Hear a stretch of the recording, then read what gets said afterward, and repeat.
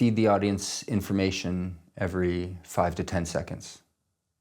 And that's very difficult to do, and that requires a lot of structure and detail things.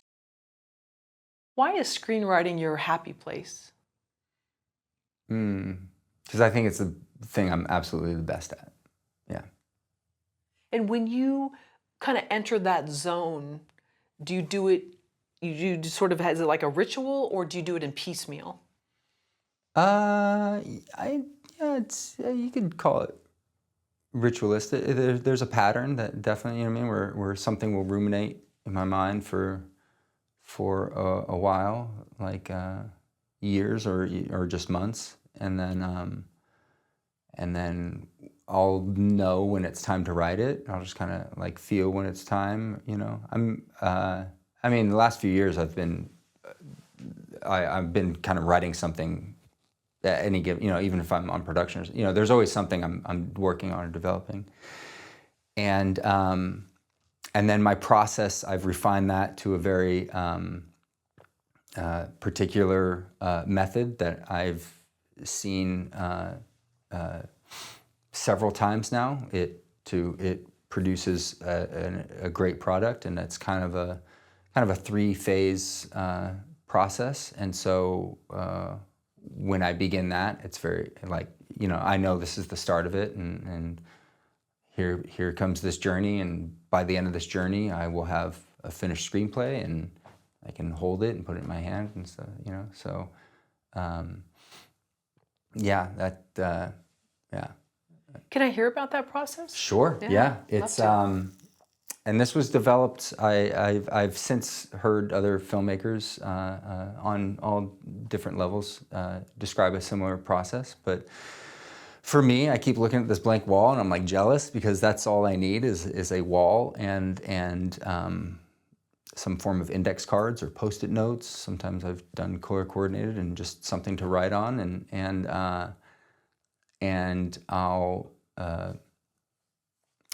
come up with the act structure. I'll either do a 5-act or a 7-act structure. I don't believe in a 3-act structure for film, and I'll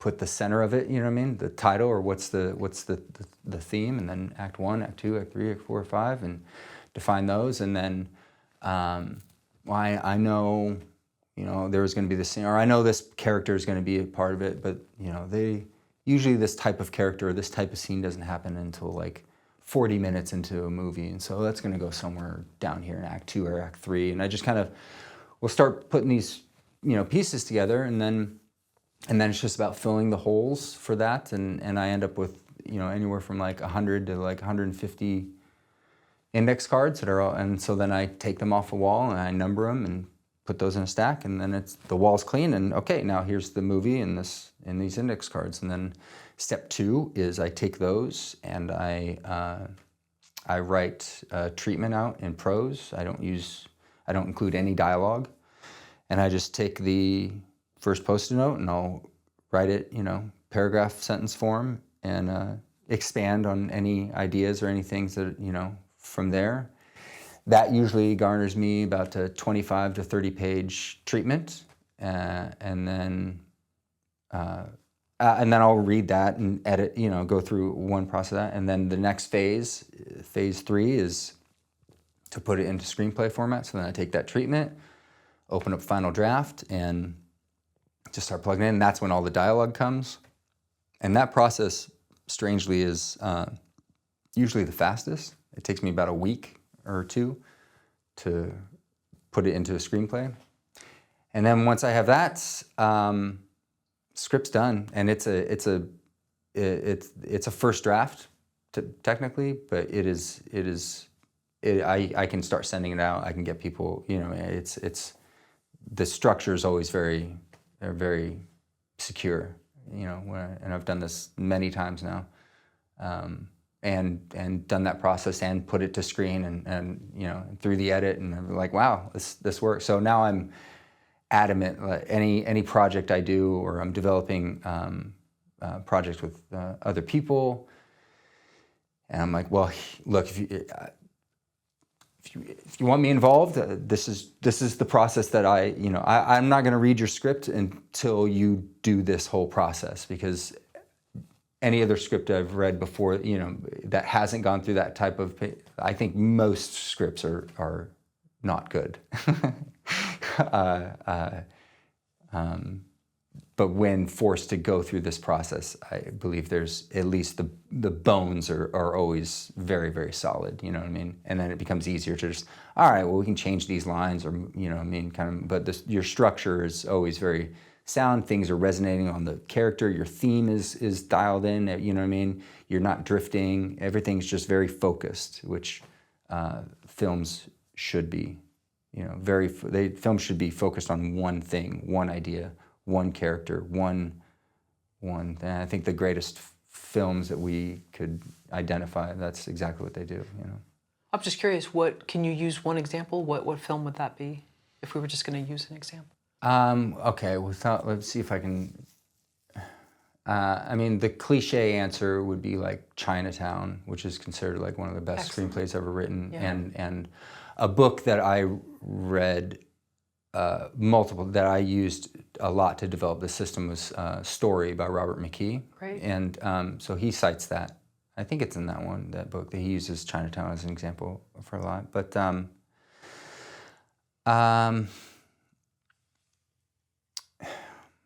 I know, it's so cliche, because every answer I'm going to give is some real big high-profile film.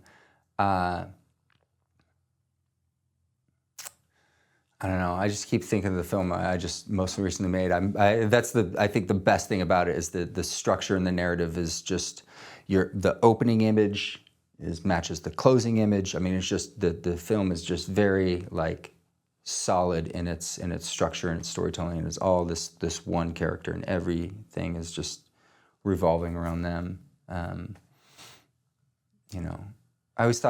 I always use Midsommar as like a more recent example of what I think a really, really well-structured screenplay looks like when it's made into a film. I think the structure of that is very good, and it's right. It's about this one character, and everything's supports that one character and the emotion that they're going through, and the change that happens and occurs. And you can relate the opening image to the closing image, and see the transition, the change that's been made of the character from then to then, and That's A24, I think. Yeah. Is that A24? Yeah.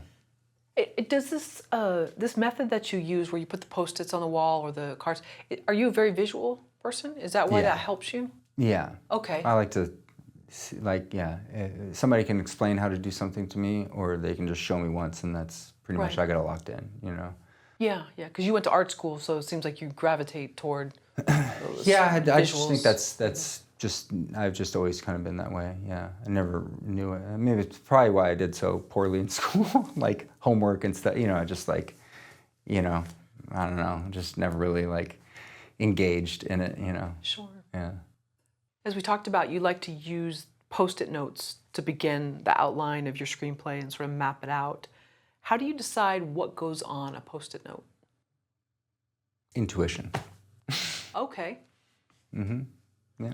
So let's suppose not the opening scene, maybe that's easy, and the closing scene, but what about further into? By the time I get to the point of doing the Post-it notes, I have a map in my mind already, and have like, I know where I'm going to end. I may know where I'm going to begin. I know what the story's about. But it is an intuition. It's probably I'm when I'm there and in the moment of like, all right, what do I say next, or what happens next? It's a massive collaboration in my mind of every film that I've ever seen, and you know what I mean, and just the just feeling, you know what I mean, like every film, like I said, they all kind of feel, right? When the climax is there because you can feel it. When the movie's beginning because you can kind of feel. You can even walk in on a movie you've never seen. You can get a sense of where this movie's at in the story. This is probably more towards the beginning. This is probably more towards the end. It's probably more towards the middle. So that kind of feeling goes a lot into it. You know what I mean? Like, this feels like it generally happens, you know, around here. Yeah. Do you obsess over every scene that you write?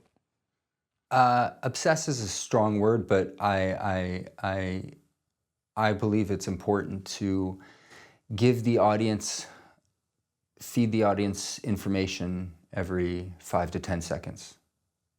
And that's very difficult to do, and that requires a lot of structure and detail things. So, and every time this happens, right, if I'm doing a 5-act structure, acts 3 and 4 are always the middle of the film is always the most difficult to get through. But it's the most important. And that's where a lot of the kind of these more mundane details or beats you'll have to provide in order to get through. But if you skip over it, you're gonna lose the spell won't work, you know. Yeah. And you know, feed the audience information. Do you find you like to do that more visually, or you do it through dialogue? No, through conflict and action. So you have your main character, you present them with a conflict, they can go this way or that way. The choice that they make tells the audience, gives the audience some information about who that character is. You do that 100 times in a story. That's a pretty deep character that you're able to provide, that the audience, you know, is then going to automatically be rooting for or following, you know, because they're the central person in that piece. How do you identify ideas and scenes that are cinematic?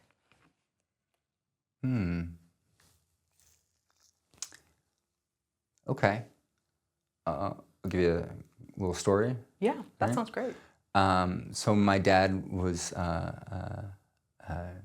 in the Navy for over 3 decades, and has turned his home into a bit of a museum dedicated to like naval warfare and things of that nature. So he has all these old like pictures and, you know, things and stuff.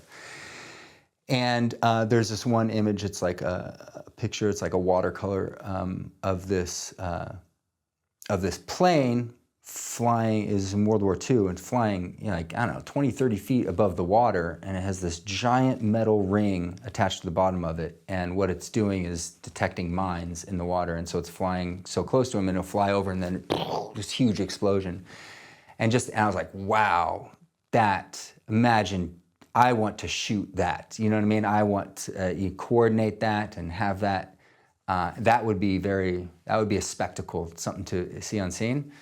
However, I know that it would only have the impact that I felt in that moment, or, you know, the thing that inspired me. It's only going to have that if it lands where it's meant to land in a well-structured story. You know what I mean? So everything is always, for me, is always going to come back to the story. And so you can have these big cinematic moments, I believe, that aren't a spectacle on screen necessarily, but like because you have followed this person and you've seen all these decisions they've made, and then they're in this moment, and you know they have to make this decision, and you know what I mean. You don't see any other out for them, and you're left, and then that's the decision they make, and it leads to, you know what I mean. That's cinematic. That's cinematic. Now so that's how you get those moments, and then with resources you can increase the spectacle of it, which is that's how you make Saving Private Ryan or Braveheart. You know what I mean? You have these narratives that are structurally there, but then this big, studio machine behind it to like, okay, well, here's 1,000 people, go make that moment happen. Thank you for watching the video all the way to the end. Here is a complimentary question from our book Story Questions.